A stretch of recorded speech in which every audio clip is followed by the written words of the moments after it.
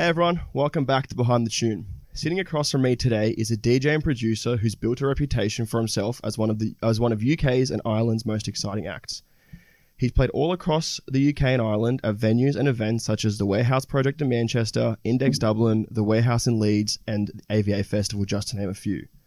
No stranger to any genre, having released a diverse selection of music, he's back in Australia for an even bigger tour than last year, which sees him closing the main stage on the Friday at the wonderful Pitch Music and Arts Festival. It is with great pleasure that I welcome Mark Blair to Behind the Tune. Welcome back to Australia and welcome to Behind the Tune. I'm tearing up.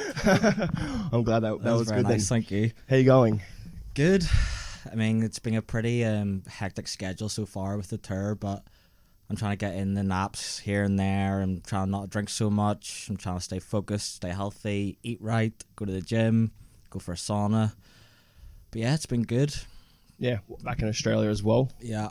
How's things different this year to last time you were here? Because you were here last May, was it? Yeah. Roughly around there? I was telling you earlier, whenever I first started making music, I was in this group called Strictly Lo-Fi, and there was a few of us in there that were making lo-fi house music, if you remember that trend. Yeah. And I started to get a bit of traction in that, but most of the traction was coming from Australia, and this was just whenever Mall Grab started to blow up, and Australian DJs were kind of popping off. So I kind of got the back end of that, and somehow managed to organize my own tour, without an agent, without any of the help or any manager or anything, and organized a 3-date tour to Australia. Did 2 shows in Melbourne, 1 show in Perth. So that was about 6 years ago I did that. That was my first time coming to Australia. Amazing experience. Absolutely loved it. It was obviously a very small tour and not that many people showed up to the shows, but it was good. So I did that first, and then 6 months ago I got the first proper tour, through an agent, through the touring company. It's through Thick as Thieves, very good company. Absolutely loved it. Went down really well. The Melbourne shows and the Sydney shows were absolutely incredible. People were very hyped about it, enough that I was lucky enough to get another tour booked 6 months later, which is what I'm doing here now. And yeah, it's been amazing. Yeah. How does it feel? There's a lot to unpack there. Yeah, so I think no, that's fine. That's awesome. I'm a bit of a chatterbox. No, that's fine. That's awesome. That's what the podcast is for. But I think I want to sort of start off with, how does it feel to be booked for Pitch? Because it's obviously it's an amazing festival in Australia, and I think now from what I've realized, a lot of techno DJs, even across Europe, want to play at the festival. So how does it feel? It feels incredible. I was here for the last tour. I've always known about Pitch. All my friends go every year. It's a very well-known festival, obviously in Australia, but people in Europe see about it all the time. All the videos that come after it, and the Facebook Track ID group that everyone loves, or I can't remember the name of it. So after the last tour, the Mike from Thick as Thieves mentioned that it was a possibility, and I was like, there's no fucking way that's going to happen. I'm only kind of starting to come up. I'm only starting to find my feet. And he's like, yeah, well, I know the guys well. They seem a bit interested. I'll try and get it sorted. And then within a month. Also, after the first tour, I was getting a lot of messages from people being like, you need to come back for Pitch. Hundreds of people were messaging me saying, come back for Pitch, come back for Pitch. So kind of just all fell into place. And Mike, the tour manager, came back. He was like, yeah, we've got it sorted. It's happening. And I was like, that's fucking incredible. Couldn't believe it. So excited. And then a few weeks ago is whenever they told me the set time for it. And I couldn't fucking believe it. 2 a.m. to 4 a.m. on the main stage on the Friday night. I don't know how that happened or why, but it's honestly couldn't have worked out better. Yeah, I'm still in disbelief. I'm not gonna really know how I feel about it until I've actually played it, and then I think I'll kind of decompress for a bit and take it all in. And because right now it still kind of feels like I'm in a dream, to be honest. Of really dissociating about it. Yeah, no, obviously it's a great achievement. What are you planning on sort of playing? If you can sort of reveal it here, this will come out a lot after, a while after Pitch. But what are you sort of planning on playing? I haven't. It's a 2-hour set, which is quite long for a festival, which is another great thing about Pitch. Normally, if you play a festival, you get 1 hour, 15 minutes, and because you've got such a short amount of time, you have to just play all your bangers one after one. You don't get to really take the crowd on like a journey and build them up and take them down, and you don't get that experience. But with pitch, since 2 hours, I'm just gonna wing it, to be honest. Like for the shorter festivals, I kind of have to prepare it, because like I need to play certain songs. I need to play songs of mine, like edits or songs that I know go down really well. But for a 2 hour set, I'm kind of free just to feel what the crowd's feeling and just kind of go on that journey with them. Yeah, I mean that's brave as well to wing it. Yeah. to wing it. By wing it, like I do have some some sort of plan, but basically I've got like 300 tracks in a playlist, and I'll just go through them, and if one pops out at me at that time, I'll go with that. Yeah, well, speaking of Australia as well, what's like different since your last tour in May, and then since the last one you were here 5 years ago? What's changed? What's new as well? Well, it's hotter this time. Hotter? Yeah. Since last? Oh yeah, because last was May. Now it's March. Even from the first tour, from the very first tour 5 years ago, obviously, like for those shows, I'm very thankful to the promoters for booking me, but it was more like they were booking me, and then they were like trying really hard to promote the night, and people weren't coming to see me. Like they didn't even know who I was. It was just the promoters doing a good job of pushing tickets out, or people were walking in off the street after like getting a bit tipsy at the bar.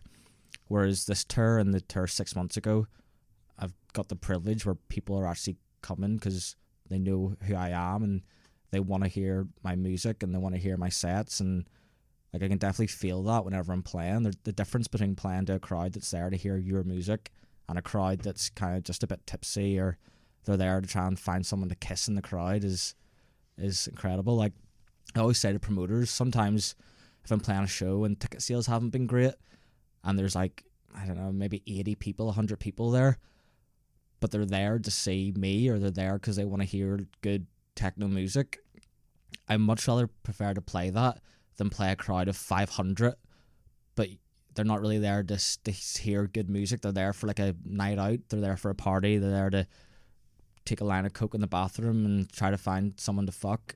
Do you know what I mean? So I would much rather play to a smaller crowd that are actually up for it and interested in my music than play to a big crowd. Yeah, well, that's a good point, because like I feel anyone at, especially this tour, I'm sure it happened last tour as well, is like coming for your music as well, for your like sets as well. It's overwhelming sometimes. Like it's just so hard to believe that people actually enjoy my music. I guess I'm a bit like insecure about it, and to get so many messages and after a show have people message me like saying how much fun they had and how much they enjoyed the music is like, it's amazing, but it's also a bit overwhelming, and it almost feels like pressurizing, because what about if the next show they all message me saying you were fucking shit? Do you know what I mean? Yeah, it's a good point, but so I think I definitely have a little bit of pressure there. It gets a bit overwhelming sometimes. Why do you think you have that pressure? Do you think it's pressure that you put on yourself? I think it's just every single artist has it, like imposter syndrome. Like they don't feel they deserve to be in the position they're in. Like I know so many great DJs and amazing, talented, much more talented than I am, producers that aren't in a position that I'm in, and like it's hard for my mind to understand why like I got to be in the lucky position to have a full-time job or be able to come and tour to Australia. So kind of guess I feel a bit guilty. I feel a bit of imposter syndrome. Yeah. Do you think that's normal within the industry? For sure. From what you're saying? I think everyone you speak to will agree with that, I would say. Has it sort of... If you find someone that doesn't agree with that, they're probably a cunt, to be honest. Oh yeah, let's hope there's no one that agrees with that. Yeah. But do you think that's been sort of, I'd say, limited? Like, do you think it was much more intense at first and you sort of learned how to deal with it now, or do you think it's still the same as it was, say, 12 months ago? Like all the pressure? Yeah, and that imposter syndrome sort of thought. It gets worse. Like the more validation I get from crowds or from people sending me messages, like the more I feel that like I don't really that I don't really deserve it. It's very strange, and I don't know. It's just. It's such a weird situation to like have thousands of people coming to your shows and like screaming at you and like enjoying your music. It just feels, I guess I'm still kind of getting used to it because it's only really been the past few years that I've been getting like larger crowds coming to my shows. So I think I'm just kind of settling in a bit. Yeah, well, I think that's a good sort of transition point because you had a very good 2023, very big 2023 Very as good. well. How would you sum up your 2023? Incredible. Like what always happens is like I'm playing my shows. I get a really good booking for a really good festival or, you know, like a boiler room set or something like that. And I'm like, holy shit, this is the best thing that's ever happened to me and is ever going to happen to me. And I play it and it's incredible. And then like a month later, 2 months later, I'll get another booking in that beats that booking. And I'm like, holy fuck, this is the best thing that's ever happened. And then 2 months later, I'll get another booking. I'm like, holy fuck, this is the best thing. So it kind of just keeps going up and up. But it's obviously going to plateau at some point and then it's going to be a downhill. Well, let's hope not. Let's hope not, but you know. Do you think it's plateaued yet, or do you think it's still at that? No, sort of thing? definitely. We're definitely only getting started. Oh wow, Definitely, like. what's your outlook for 2024 and goals in that?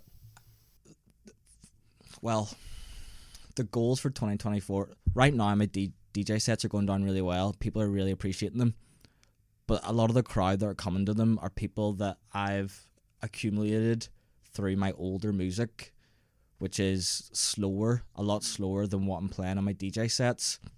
So I need to get my productions to catch up with where my DJ sets are at the moment. So I guess I just need to focus on making a lot more music and trying to get my new style across to new people and the current crowd. Yeah, 100%. Because I mean, if anyone obviously knows your discography, two of your biggest tunes, Spotify especially, three actually, are very slower sort of, again, that lo-fi era house. Exactly, yeah. Like that Kanye edit and then the Biggie edit as well. The Biggie one's funny because I don't know who's listening to it. And like it's still racking up so many like plays on Spotify.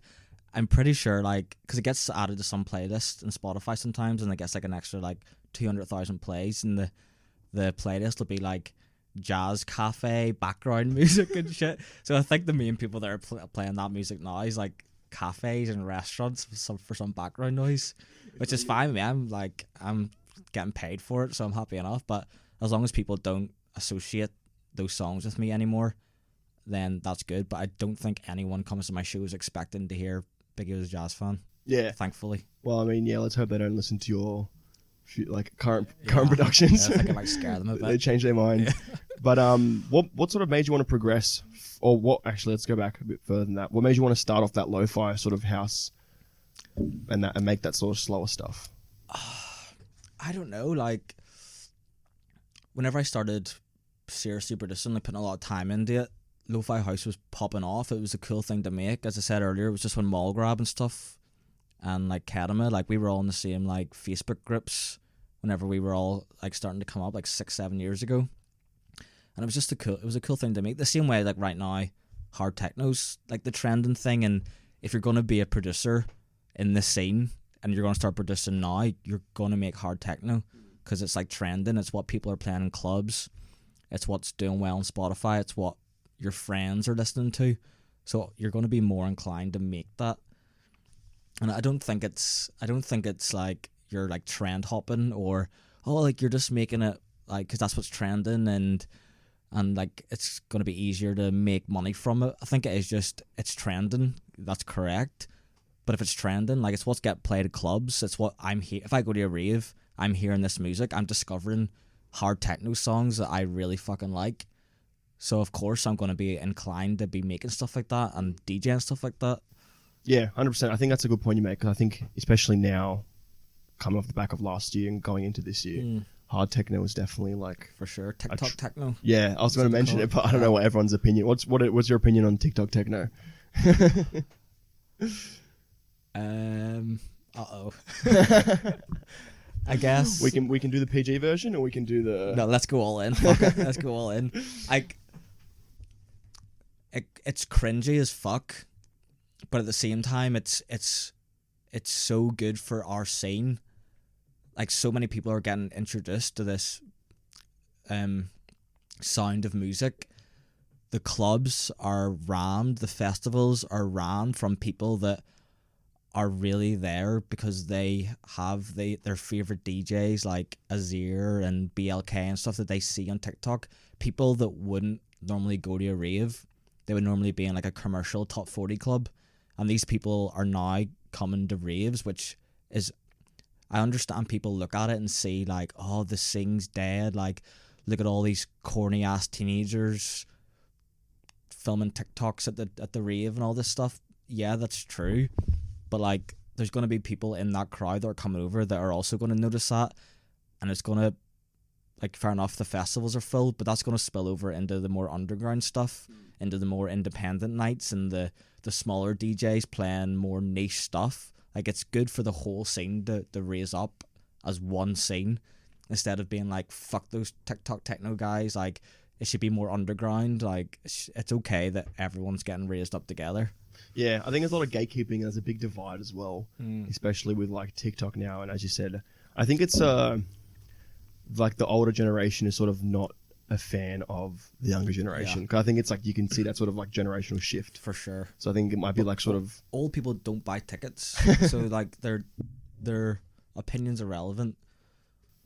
Also, whoever's buying tickets, like that's the main thing. Like if they're not going to come support, like even if it wasn't this whole TikTok techno trend, and it was still the, you know, all the older guys like Seth Troxler and Richie Houghton and all that stuff that was popping off for their generation, like they don't buy tickets to support the scene or the artist. So like it's hard to give their opinions any sort of validity. Yeah, I mean that's a good point you make, because like, as you said, the older generation, it's the younger generation's buying the tickets. Yeah. So they have more of a say in as to what. For sure. But do you think it's sort of getting rid of that sort of purity of the scene? Like people are sort of, as you said, it's trendy. What do you think people are just chasing trends nowadays? It's a lot more frequent now. I think yes. Like the large majority of people in the younger generation are just chasing the trend. Like they're pretending to like it because their friends like it, but that's fine, because if 20% of that crowd pretend to like it but then end up actually liking it and end up being supporters of the scene and getting involved and buying tickets and supporting their favorite DJs, then that's a plus. Yeah, 100%. That's a good point. I want to talk why have you decided to sort of go faster and harder from when you started on that sort of trend of that same topic of progression? It's a good question. Like, I've always, ever since I was younger, I used to listen to like hardstyle and like hard dance and stuff, and a lot of the faster things. Whenever I started making music, it was lo-fi house. It was slow, and then it kind of moved to house and 130 BPM techno. But I would still, this is like 6 years ago, like before hard dance was like even popular at all. But I would still like sneak in like the odd hard dance song, at the end, maybe for my last track of the night, or try and like sneak it in there. And the crowd, it was like my favorite music to play, like it always has been. But if I played that 6 years ago, people just didn't appreciate it, and like it didn't get the reaction that I wanted. Like I was getting a better reaction playing 130 BPM drum code type techno. So I think I've always had that sort of love for it, and whenever it became like, if you played a song that people play today, if you just randomly played it in a set 4 years ago, even 3 years ago, people would be like, this is fucking shit. They'd be like, what the fuck is this racket with the hardstyle kicks and all? But I feel like, sorry, for what I was talking about. Like, why have you decided, like, what made you want to progress from the lo-fi to the sort of harder? So, like I said, I was always a fan of it. I always listened to it when I was younger. I enjoyed it. I enjoyed sneaking the odd song into my DJ sets. So, whenever the whole TikTok techno thing happened and the BPM jumped up by 20 beats per minute, I was happy. I was like, this suits me a lot better. I enjoy playing that music. Like, I vibe more whenever I'm playing the faster stuff. I get into it. I enjoy it more. So yeah, it's basically just that. And also, like I said earlier, I'm definitely I'm not trend hopping, but I'm definitely influenced by what's trending. I mean, I feel like it's hard not to be, because it's impossible not to be. Like, even subconsciously, if you're too scared to admit it, that's on you, but you're definitely influenced by the current climate, and the current climate is hard techno. Yeah. Do you think that if it sort of changes to something a bit less, a bit slower, because I feel like I don't think it's going to get any faster than this, because then you're jumping into hardstyle. Do you think if it's sort of... might be surprised. I mean, yeah, we might see like a crossover between hardstyle. If I offend any hardstyle fans, I'm sorry. But sort of, do you see if like it does end up sort of the pendulum starts swinging back down to a bit slower? Do you think you sort of stay true to the fast stuff, or do you think you'll naturally go down? It's hard to tell. I think if the whole thing slowed down a bit, I would probably also slow down a bit. Like I've got no problem with slowing my music down if I still enjoy playing it and it's the songs that I'm making, because I want to be able to fit my DJ sets around what I'm producing, which is why I said earlier about how I want to make sure that my catalogue starts getting more up to date with my DJ sets. But yeah, I think I've no problem with slowing it down a bit if that's what it came to. Because, correct me if I'm wrong, but you've been releasing sort of harder stuff for like the last, year now? A bit more than a year. How long, when you keep saying you want to sort of update your catalogue and sort of make it a bit more current, how long do you think that's going to take? Or do you think you're sort of in that sort of moment now? Well, the stuff that I've been putting out like the past year, it's definitely heading in the direction I want to end up, but it's not where I want to end up. So like, maybe it's better that I didn't just, go from the housey 130 BPM to this crazy 160 BPM techno track. Maybe it's better I've got this little transition coming, but I'm not where I want to be right now. And I would love to click my fingers and upload 10 tracks tomorrow and kind of just be like, okay, there you go. This is the new me. But I've been touring that much this year that I've been struggling to find the time. Creativity wise, I've got so many things that I want to make, but it's taken me really fucking long to get through them. And like, I'm definitely having some episodes of writer's block, but I'm hoping this year I can really knuckle down, and I want to start being able to produce more while I'm on tour. But I hate like using my laptop. Like, I've got a really nice setup in my studio at home with like the big monitor and like all my equipment, so I do struggle to, like, whenever you see like DJs making songs on planes and shit, like, I don't believe them. I honestly, like, where you see them like grinding on the plane making music and all, like, I don't think that's the general consensus among DJs. Half the time they're sleeping. That's a very interesting point you bring up, because I think people that I've talked to have said sometimes Mac speakers are better than like KRKs or something like that. I love making music with my AirPods. I think with KRKs they're almost too good, where like it's hard to compare it to like reference tracks and stuff, because like the speakers are too good. But if you can get your song sounding good on AirPods, which 90% of people who are going to be listening to the song are going to be using, it's going to be AirPods or earphones. If you can get it on that, then you've done 95% of the work. And fair enough, if you want to put in the extra 5% and really nail it down on the monitors, the KRK monitors, and make sure that it's absolutely perfect for phasing issues and for car radios and stuff like that, then good for you. So you're saying more producers don't produce on tour, like artists don't produce on tour because there's no time for it. I thought you were sort of referencing the fact that you can't produce, the equipment wise. No, definitely a time thing. Like, you're playing a show till 4 a.m. You're getting up at 8 a.m. to go get your flight. Like, you're not sitting there making music. You're sitting there trying to stay alive. Especially for DJs that drink and stuff as well. There's just no hope they're going to be sitting on their laptop like a fucking nerd making music. Yeah, because you always see the DJs and stuff that are like, oh, I made this song right before this thing. Have you ever done that before, where you've created a song right before a show? I haven't created a song, but I've definitely been updating my like little edits and mashups and stuff like that before a show. Yeah. Just to say, I'm sure there is DJs out there that do make music on planes and shit. I'm just saying the majority don't. I mean, touring life is very hard, and I think you've experienced a lot of touring in the last 12 months. This Australia tour, the last Australia tour, and then everything in between. How's it been like? How's the touring life been treating you? At the start, when I first started touring, and I was like, such an exciting thing and a new experience, and I was meeting all these like amazing people, but they also want to drink with you, and they're very good at convincing you to have a beer or do any other sort of substances.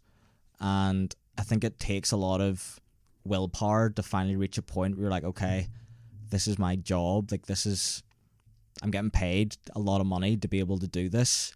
And like, out of respect for the crowd and for the promoters that booked you, like, you can't really be getting fucked up out of your head and clanging your DJ sets. At the start, like, that's how I was doing it. Like, I was getting pretty fucked up everywhere I was going. Like, it was so fun, like, going to these new cities and meeting new people. And then I reached a point where I was like, I can't really keep doing this. It's not feasible. And traveling really fucks you up. If you're hungover, it's one of the worst experiences ever. If you have to get up at 7 a.m. or there was times I would drink, play my set, drink, and then go straight to the airport from the club.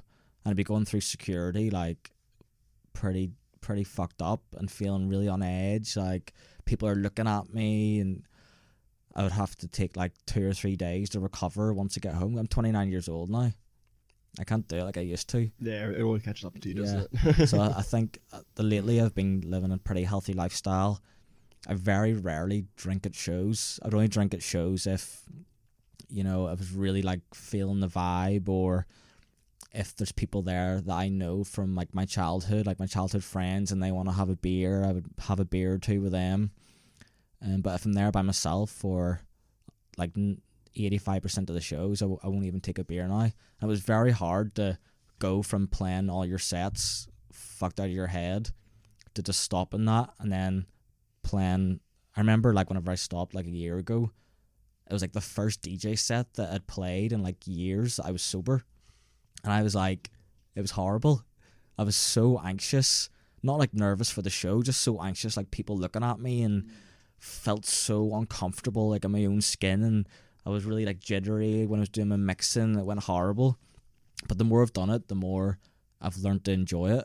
And I've reached the point now where I way rather prefer to DJ sober. And I can see that my sets are like 10 times better. Like, they're more thought out. There's a lot more thought goes into them. People enjoy them more. I enjoy the experience more. I am sober. I'm aware of my surroundings. Like, I'm watching the crowd. I'm having this connection with them that I don't have whenever I'm just fucked up, drunk, having my own little party in the DJ booth, like not really focusing on the crowd, just having fun by myself, thinking that I'm playing a blinder, but it's just because I'm drunk.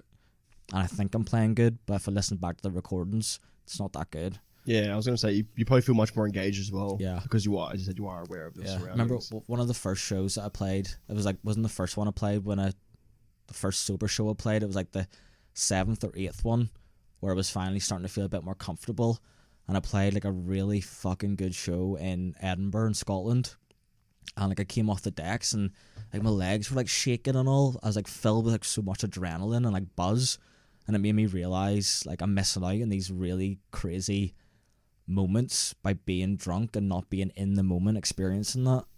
Yeah, I think that's a general consensus that I've realised from speaking to all the guests that I've had on, that when you start off, it's like this whole sort of honeymoon phase, like I guess you can call it, like, for a better term. Exactly. But it's like a honeymoon phase where you sort of just like, oh, this is the life. Like, this is the life that I'm living.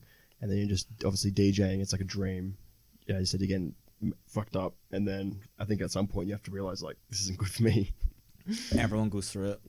Every single DJ I know. And I see people that are coming up going through the exact same stages that I went through whenever I first started coming up.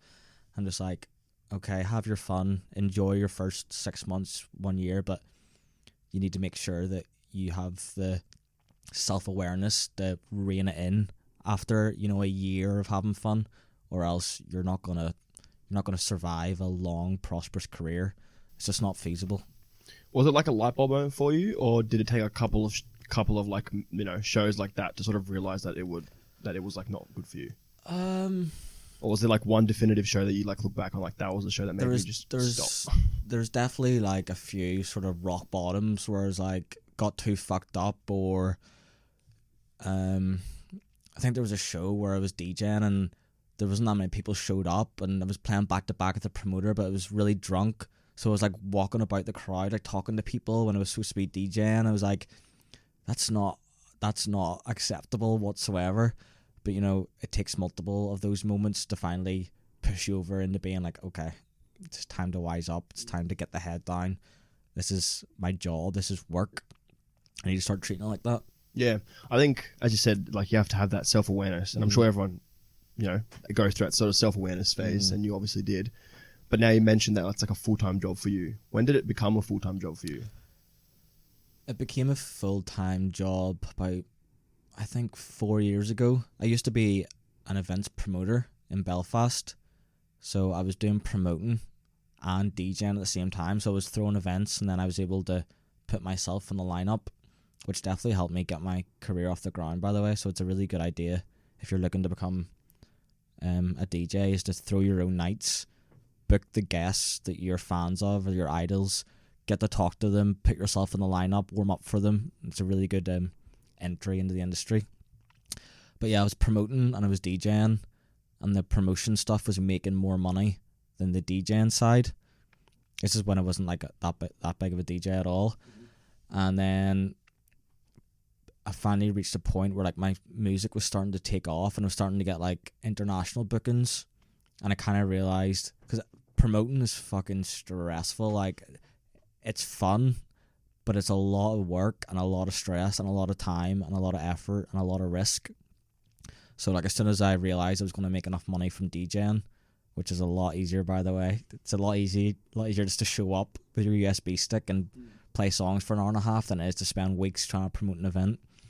Once I reached that point, I was like, okay, I'm going to put the events on hold, and that's when I moved to Barcelona and just solely focused on making music. But now that I've got the Barb thing, I've been starting to slowly wean myself back into throwing events, which I've been enjoying a lot more this time. Yeah, and that was before COVID, I'm assuming, 4 years ago. I mean, yeah, it was 4 years ago. Before COVID, yeah. Yeah, well, I forget where, so it's like 2 years removed from COVID, but and that was back in Belfast. Back in Belfast, where you grew up I used to have a business partner. He's called Matt McGaw, he was like the business side of it, and I was more like the music side and like curating the lineup and doing a lot of the marketing. He would like deal with the venues and deal with the setting up and staff and employees and stuff like that. So we had a great little partnership, and it was a lot of fun working there. We had our own little like office and stuff, and like I enjoyed having a routine and getting up at 9 a.m. and going to work and then coming home at 5 p.m. and having like a normal sort of routine in life. I enjoyed it, but as soon as I had the opportunity, I was like, fuck this.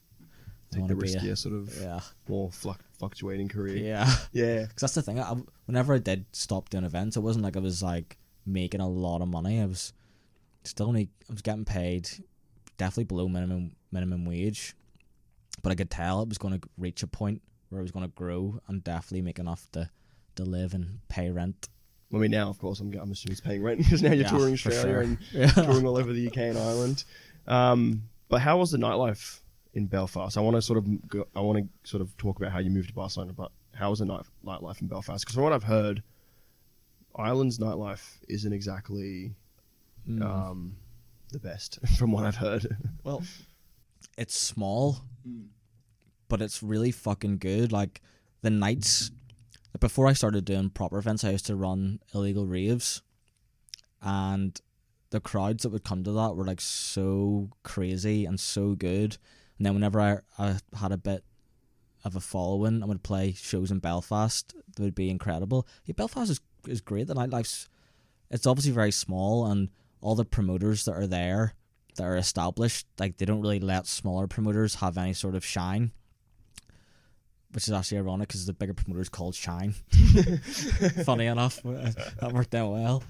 But like, they wouldn't let like smaller, like whenever I was promoting, like they would always do stuff to like fuck us over, or they wouldn't let acts play for us, which I understand. Like, the bigger promoters have been booking these artists like since they've been coming up, and they kind of want some loyalty, so I do get it. But at the same time, it wasn't really letting the underground scene thrive enough.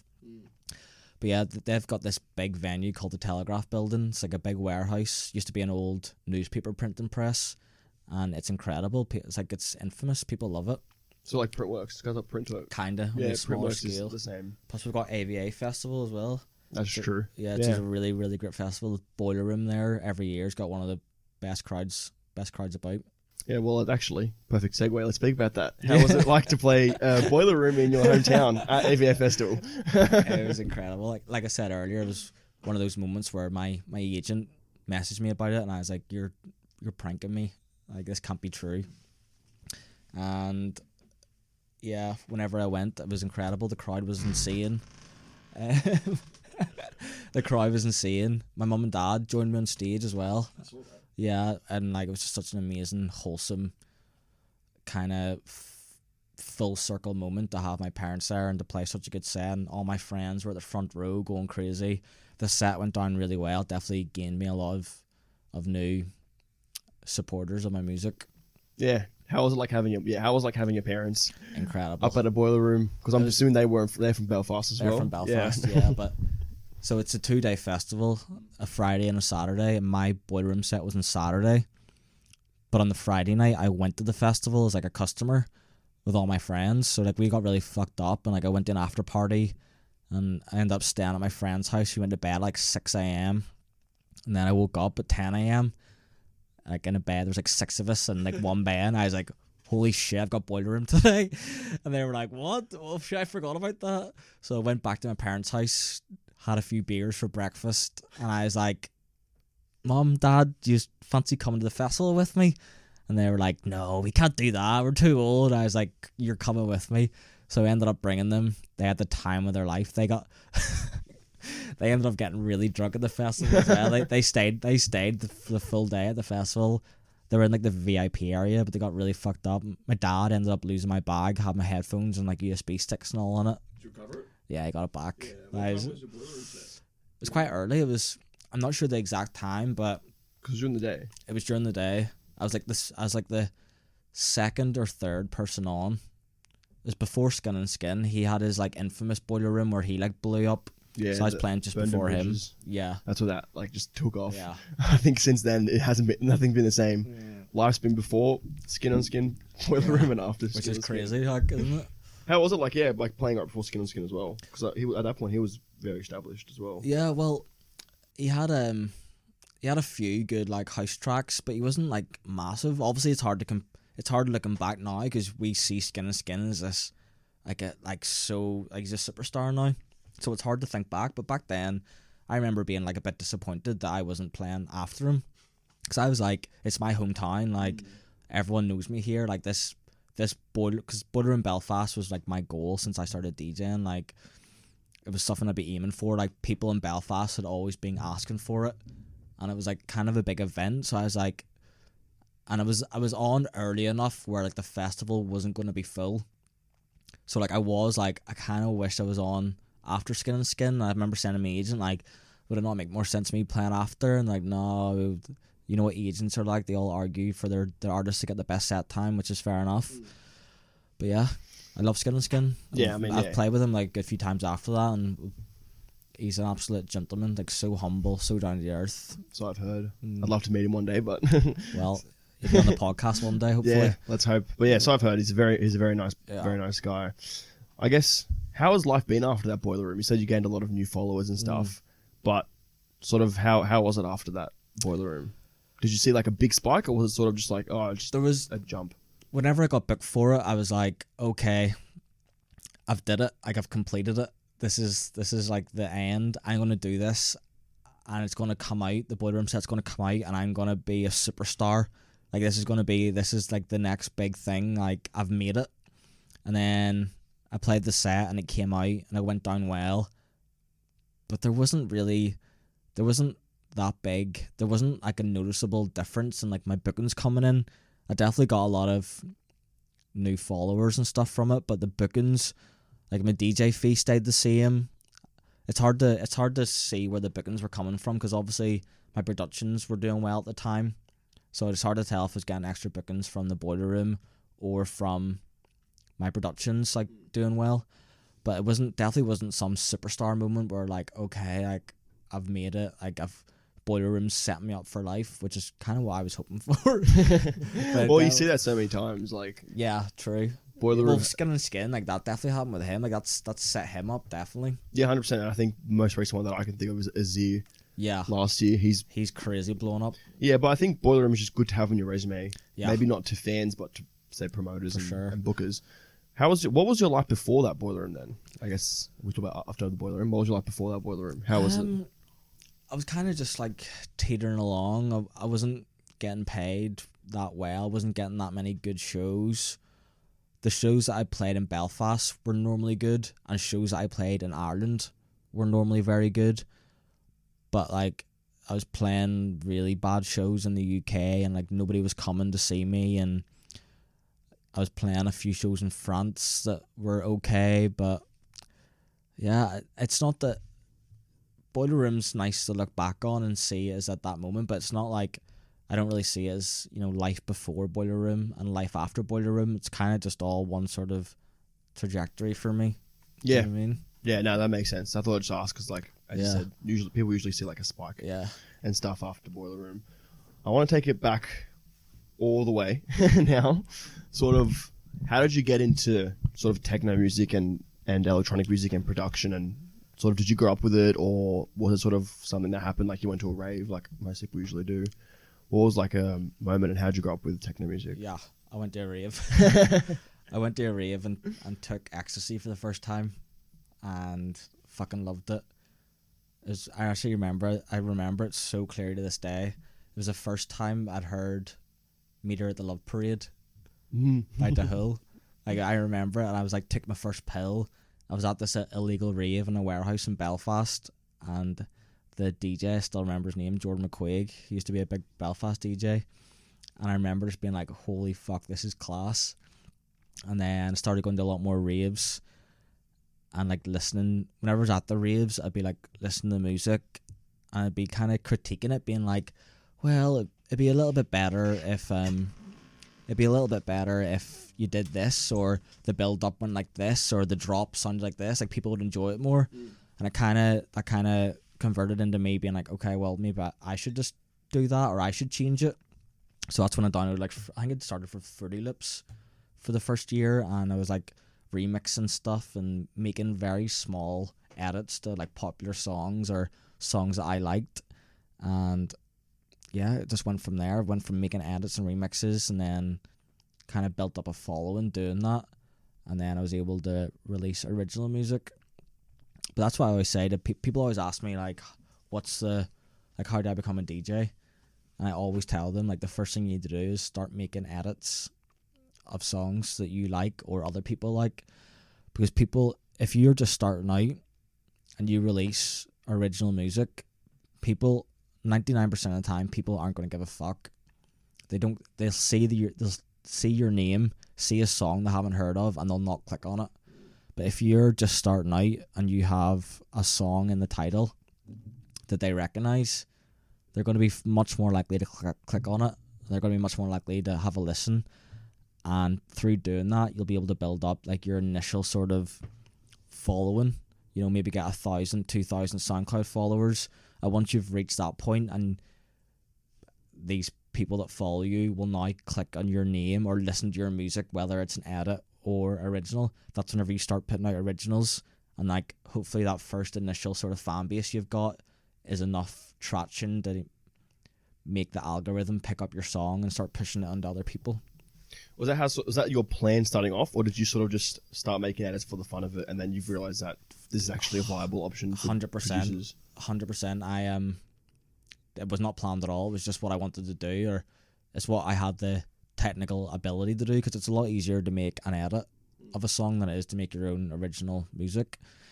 Well, to be fair, like, now that you have so many different resources for like loops, like pre-made loops and stuff, it probably is just as easy to make original music now. But back then, loops weren't as popular, so if you wanted to make your own original music, you needed to have some sort of music knowledge, which I didn't have at the time. So definitely edits was the easiest thing to do, and it worked. And then I was able to learn enough through making edits and build up a following through making edits that people started to listen to my original music.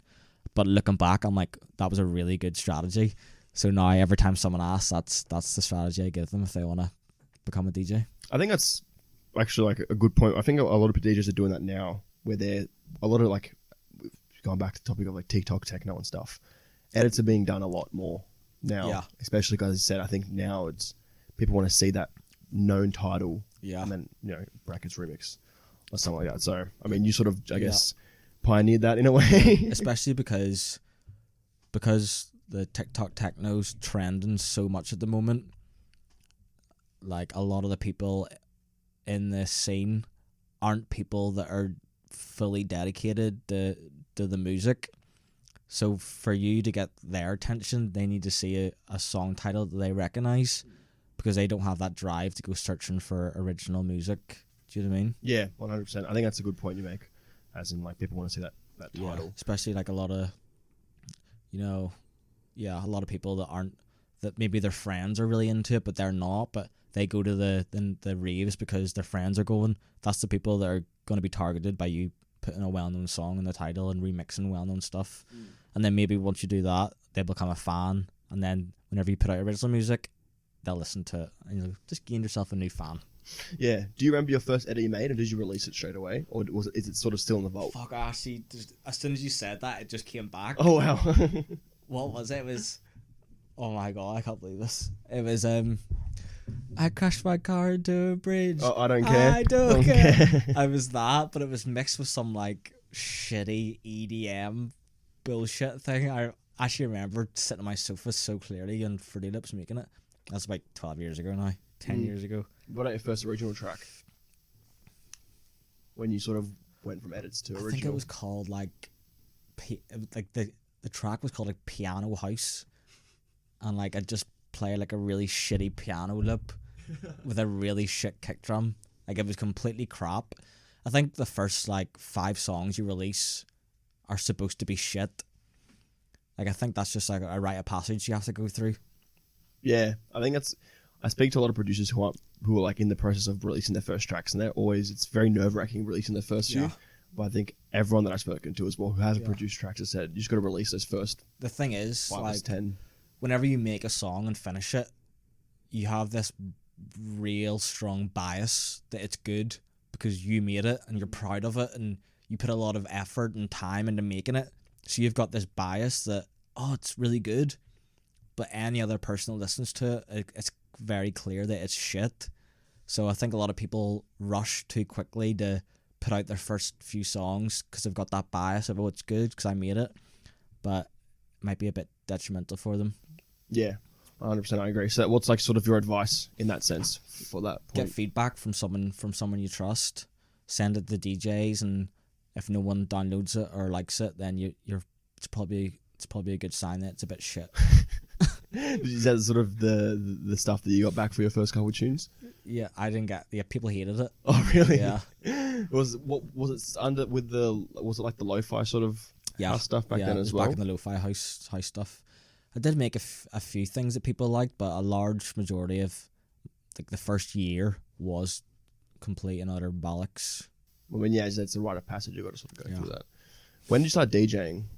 Because from what I'm assuming here is you produced first and DJ'd, or did you DJ first? DJ first. Yeah. I started DJing when I was 17. I bought a little small Newmark controller, and I was DJing at house parties. And then whenever I went to university, there was a club that let me DJ like once a week and stuff.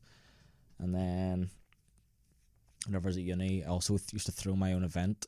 It was called Electric Jungle. It was really bad. Used to do that, but yeah, I was a DJ first, and then I kind of realised that goes hand in hand with being a producer. That's when I started producing and hearing tracks that I wanted to change for my DJ sets. Do you know what I mean? Yeah. So when you said you went to your first rave, that rave, that sort of was that live moment. Was that you already DJing at that point? No. But I think I was DJing, but I was playing like EDM, like big room, like cheesy, like 1 2 3 jump. Yeah, I can't even remember any of the DJs. Like, not David Guetta, but that same sort of stuff.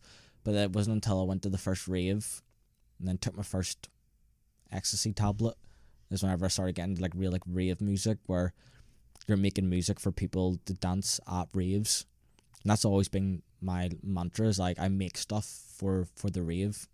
To dance. Yeah. Like I want my tracks to like fuck people up and for them to turn around on the dance floor to their meeting and be like, what the fuck's this? Like, wow, what's going on? Like, I want that reaction from my tracks. Yeah.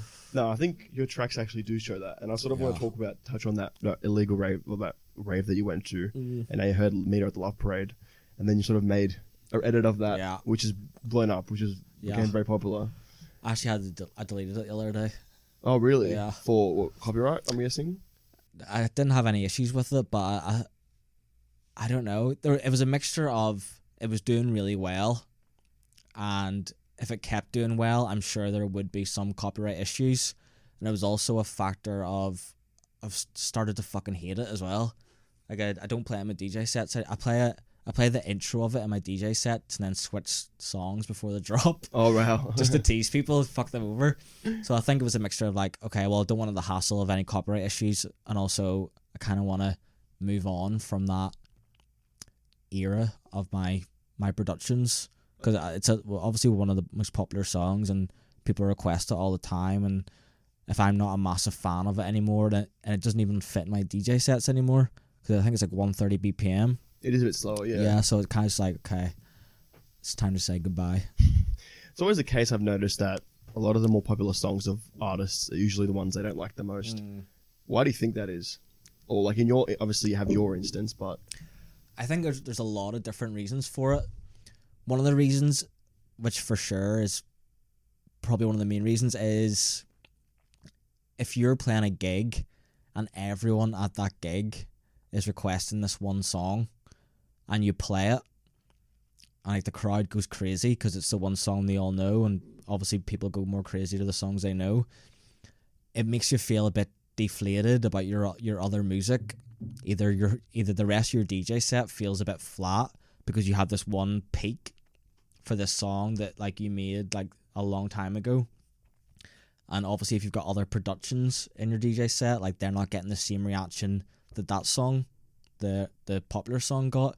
So I think it can make you feel a bit defeated, and you know, maybe that you're not going to be able to compete with that song, or you feel a bit inferior to it. Yeah, I think that's a good point you make, I think. Because, yeah, it would be a bit disheartening if everyone's just there for that song, and then everyone just sort of just... Exactly, you play it and everyone gets their phones out and records it, and it's a really great moment, and then after that, it's just like, oh, okay. Oh, yeah, it's like, whatever. But, I mean, that's good. I mean, judging from your sets, I feel like no one really has that reaction anymore. But I no one really requests it that much anymore. And I think if I play the intro, it keeps them happy.